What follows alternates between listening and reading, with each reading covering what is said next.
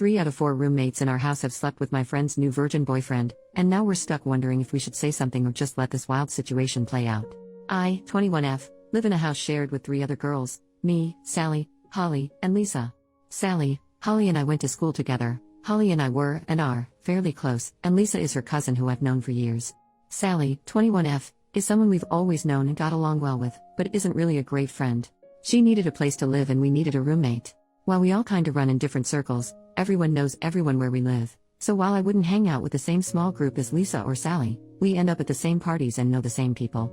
Anyway, recently Sally had been dating a guy, 20s male, but we haven't met him. She's kind of embarrassed about her past boyfriends, one was abusive, one cheated on her, so we didn't pry. Also she has a tendency to be dramatic as heck, which can get exhausting if you get sucked in, so we tend to stay out of her business a lot. He has a fairly generic name, we'll call him Tom. She's been dating Tom for 4 months now, but they hadn't made love. Until last night. Holly, Sally and me have a WhatsApp group for the 3 of us. Lisa isn't in it, I think because Sally started the group and those 2 aren't close at all. She messaged us last night to mention she was having a friend round, wink nudge, and to ask if we were okay with it. We were both at a bar and said great, go for it. Happy times. In the morning we receive a message on the same group saying, guys, Tom and I lost our virginities to each other last night. I'm so happy. Followed by a biblical arc's worth of emojis. Now I'm sat here baffled by this message when Holly knocks on the bedroom door and comes in, and asks me how on earth Sally has managed to lose her virginity twice. Sally is a Christian. Very devout when you ask her about her religion, but not that great in practice. This has nothing to do with any of us girls, so we don't care. But this was kind of weird. We were a little dumbfounded but went downstairs and made coffee.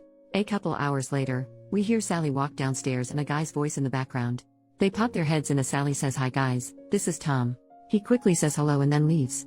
The issue is, I've made love with this guy before. Sally sits down and we ask her about the virginity thing, in a friendly way.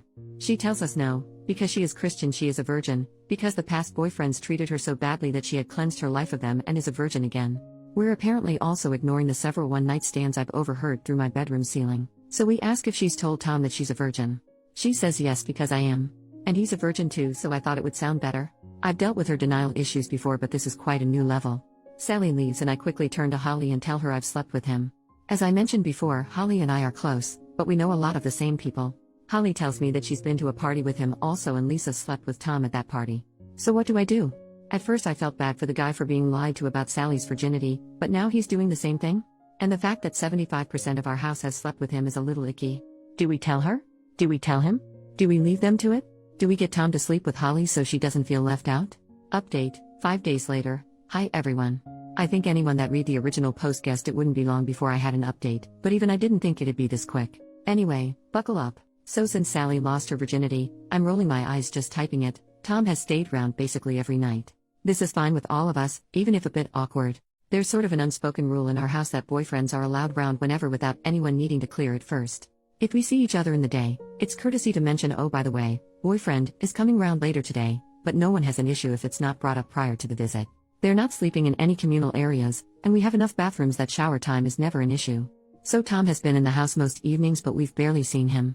They're still in the weird love-making stage of their relationship where they only leave the bedroom for snacks and Powerade and to wash their sheets, I hope, so it's not like anyone's avoiding anyone. So 2 days ago Tom must have been at work, because Sally was alone in the house eating lunch. Holly and I were on our way out, about to go shopping, when Sally asked if she could tag along. We said sure, we were just going to get shampoo and toiletries, but she said that was fine because she only needed to get one specific thing. When we got to the mall, Holly went to get an eye test, she'd been due one a while, and I was planning on just browsing for some work clothes. But Sally grabbed my arm and said you have to help me. While giggling, and dragged me into a store. Guys. She made me go to a lingerie shop and find a sexy nun costume with her. I felt like a deer in headlights when you're paralyzed with fear, except instead of fear it's just inappropriateness and discomfort. I just stood there nodding and fighting the urges to laugh hysterically and cry simultaneously at looking for an escape route when she weighed the pros and cons of different Catholic-themed naughty outfits. I got home, popped a straw in a bottle of wine and told Holly about my traumatizing experience. She howled. Moving on to today. About 30 minutes ago actually. Sally had a really early start at work, stock check or something, and had to leave before Tom woke up. While I was eating breakfast he walked into the kitchen and looked pretty shocked to see me. We said hi awkwardly, made niceties about the weather and asked each other about school and work. I assumed that would be it, but he addressed the elephant in the room. Tom, hey, I don't want this to be awkward about us hooking up in the past. I haven't told Sally, I don't know if you were planning on telling her. Me, I wasn't planning on it, no. That's your business. Tom, okay, great. It's just I'm worried she'll freak out, but I don't want to lie to her. Okay, this next bit kind of slipped out because I'm not really a morning person, and I've had to listen to the faint sounds of creepy religious honeymoon banging for 4 days now. Me, well, maybe telling her you're a virgin wasn't the best idea then. Tom laughs and then says, huh, what? Well, he never told her he was a virgin. I don't know if she made it up in her head or she really believes it or she knows everything, but Tom assured me he had never told her he was a virgin. It was all okay, he assumed I'd heard Sally wrong. Then he said something along the lines of Sally being a virgin and maybe she was ashamed, and I tried so hard not to make any kind of facial expression but, again, mornings are not my happy place, and it must have shown. Tom asked me if Sally really was a virgin and I just mumbled, you should talk to her about it and, I don't actually know, because in my defense I've never seen her be penetrated, but it's a pretty bullcrap defense, so sorry Tom, my bad, I panicked. He said goodbye to me and walked off, furiously texting. So yeah, I'll be updating this over the next few hours probably. Edit, just woke up to enough emojis that my phone nearly imploded. They're from Sally as you can guess. They're in the WhatsApp group with Holly and are mostly crying face and dead face, a few bow and arrows followed by hearts, and a couple boy emoji next to the knife and fork emoji. Not entirely sure what that's about. I can't seem to find a fan emoji to put the poop one next to, but you get the idea. Not sure if Sally's at home at the moment or not, she wasn't meant to be working late and I don't remember hearing her come home. I'm gonna pop in and see if Holly's awake and then possibly barricade her door shut. Edit number 2, I've been sat in Holly's bed for the last hour, while she's been reading both my posts and all your comments. She's loving the replies by the way, and is refusing to be called anything but madam now. Also anyone who private messaged me to ask if we're lesbians, sorry no. We ran upstairs to see if Sally was in her room. The door is locked so we think she's asleep in there, but she isn't answering any WhatsApps. Just chilling in the calm before the storm, practicing some sweet judo moves in case anything kicks off. I'm kidding, it won't. Edit number 3, okay I shit you not, we've just had the police at the door.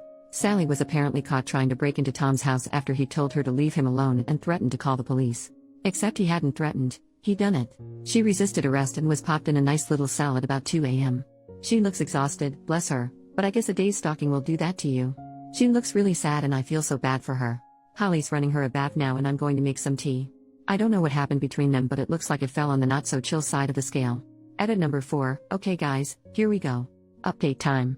Sally's asleep in bed and a lot has gone on in the last hour or so. Safety belts on, hands and feet in the cart at all times. Holly is here with me, she might pitch in every now and then. In fairness, Dance Moms is on at the moment, and she's done with this shit for today, so she might not be super involved. So the police dropped Sally off at home. They asked to have a quick chat with me about what happened, probably a good idea, because Sally's version was ever so slightly different, sigh, while Holly took Sally upstairs to get changed and whatever else she needed to do. The officer, who was super fine, not gonna lie, maybe he can do the rounds after Tom has left, told me that Tom called the police at 1 a.m., because Sally was harassing him over the phone and throwing rocks at his window. By the time they got there Tom had rang 3 more times, and Sally was climbing up a fence and shimmying over onto the kitchen roof, some freaking Batman crap right there. They tried to talk her down, where she was screaming and crying, they thought she might be on some sort of drugs, but I told them it's just her personality and a bit of caffeine usually. I laughed, he didn't. I'm glad you guys think I'm funny. Anyway, she tried to struggle when they restrained her and went to kick one of the officers, and at that point they were done being sympathetic, and popped her in the police car and into a cell. She's absolutely tiny so they didn't have to use force or anything, she's fine I promise. They asked us to contact her parents, because she refused to give them any contact details for her family, she would only tell them her address that she lives at with us. And guess who's off work this week so gets to play babysitter? Fan-freaking-tastic. Once they left, we got her in the bath and Holly and I sat on the bathroom floor talking to her about what happened. She was just crying into the bath and looked so sad and vulnerable, and I felt really awful for mocking her on this sub and stuff. Then she started explaining. We asked what happened. Sally said Tom texted her while she was at work saying we need to talk after work and she immediately panicked, because it's Sally. She blew up his phone. She didn't tell me this, she said she left him 3 missed calls, but she showed me her phone and the call log showed nearly 40. She then said he was such a jerk because he didn't message her to tell her he was okay, while she was worried thinking he could be dead. How Sally? How could he be dead if he texted you? My sympathy was now waning a little, but I was trying to be supportive. Once Sally finished work, she managed to get through to Tom on the phone. He told her that he had to confess and he wasn't a virgin, and didn't want to corrupt her innocence so he had to let her go. At this point Holly took in a really deep breath, stood up and muttered something about needing more coffee, and walked out. I sort of asked Sally if she was sure that's what he said, because it didn't make sense, and she nodded really aggressively, calling him a bastard for tricking her. I was trying to be gentle, rather than just calling her out on her bull crap, because she hadn't slept and she was an emotional mess, so I asked why she didn't just tell Tom that she wasn't a real virgin. That was a mistake. She started crying and yelling about being a virgin again, Thanks for that phrase, whoever coined it in the first post, and how her virginity is her decision. Holly walked in with coffees and teas and Sally calmed down. She gave Sally her tea and gave me a coffee. I looked at her. I don't drink coffee and Holly knows this, and she just raised her eyebrows and nodded. I took a sip and it was mostly whiskey. Gotta love the girl. We asked Sally why she went to Tom's house. She said he invited her over to talk about them and work it out. My acute critical thinking skills tell me this is bull crap. Sally said he didn't answer the door and she got concerned that he, once again, could be dead. Tom is clearly accident prone as heck, and she needed to check he was okay. Hence the climbing. Because even though he's an asshole and she hates him, she still cares about him, and needed to know he was alright. She finished work sometime between 4 and 6 p.m., that's her usual shifts, and was arrested at 2 a.m. so I have no idea what she did during those hours. Probably built a lair with a map with lots of strings attached to photos with thumbtacks and newspaper cuttings stuck on the wall. It doesn't seem like we'll be getting a very clear picture of what actually happened from Sally, but you can piece a lot of bits together and figure she just went all girl interrupted on him. Oh, and at least 2 times in the conversation she mentioned she was worried she could be pregnant. Again, I'm bargaining on this being hysterical lack of sleep bull crap. So Sally is asleep now, and Holly and I are day drinking. Everything has gone swimmingly. Lisa is away for the next couple days and is blissfully ignorant to everything that's gone on. 2 out of 10. Would not do again.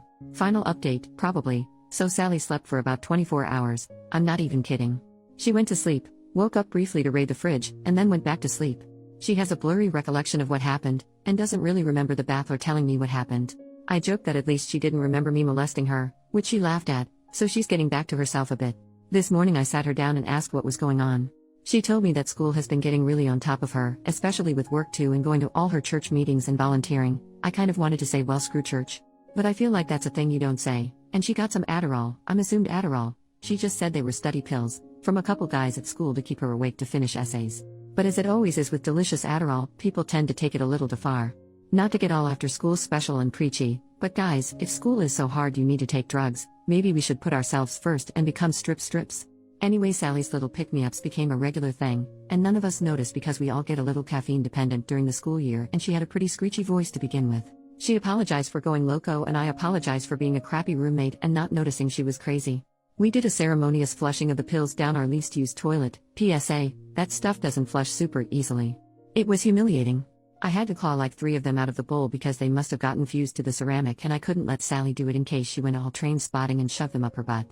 It really ruined the moment, and now it's probably going to be our never used toilet because I managed to drop the bag in, and I think it messed up the system because it's blocked. We have a meeting next week with someone at school, I guess a counselor? I didn't speak directly with her on the phone, who's going to talk about healthy ways of dealing with stress. It was just going to be Sally going, but she was nervous so I said I'd go too, and it can't really hurt to know how to calm myself down in a way that isn't alcohol. I asked Sally if she was going to talk her parents about this, but she said no, because as I mentioned in some comments, they're very religious and their suggestion would be pray more. I have their number though, I'll use it if I need to. I asked Sally if she was pregnant and her eyes widened and she looked baffled. She actually said no? Are you? So we can equate that to mild psychosis and crazy beachness, we've all been there. She also asked me if she thinks Tom would ever speak to her again and I just hugged her and started laughing so she hit me and went really red. Sorry honey, if he comes back after that, you don't want him. So for now, we are back to normal. I think. Sally is still a little crazy, but in the constantly hormonal kind of way. Holly and I haven't had a drink yet today, and Lisa is still fucking oblivious to all of this. She probably won't care. She genuinely doesn't like drama. I'd love to start a blog about us, as many of you have requested, but I'm pretty sure it'd never be as interesting as these posts. Relevant comments. Commenter number 1, so is Tom super hot? Are you guys in a smallish town? Trying to figure out the odds of 3 women in the same house sleeping with the same guy and not knowing. OP, he is very good looking, but it's also a small town. Basically everyone our age around here goes to the same bars and parties, so you're bound to know someone who knows someone. Commenter number 2, OP, I think this may be my favorite relationships post ever. It might not actually be appropriate to ask Tom for his side, but damn I'd like to know how it went down according to him. The poor man needs a bottle of booze for having to deal with her, so do you and Madam Holly. I doubt she will listen if you tell her, but Sally should seek therapy, outside her church. Part of me really hopes there's another update. But, for the sake of all involved, I also hope there's no more drama. OP, trust me I'd love to know too, because I feel like it would be vastly different from Sally's story. But we'll probably never know, unless I bump into Tom at a bar in the future. I'll be sure to update if I do. Once Sally is calm in a couple days I'll have a talk with her about all this, because let's face it, it was a bit much. I don't think her parents will be much help, they're nice but they're kind of the sort of people who think you pray all your problems away. Commenter number 3, Virginity is so self-evidently a social construct when you believe you can regain your imaginary virginity in order to imaginarily lose it again. None of this makes any sense to me. OP, it doesn't make sense to anyone.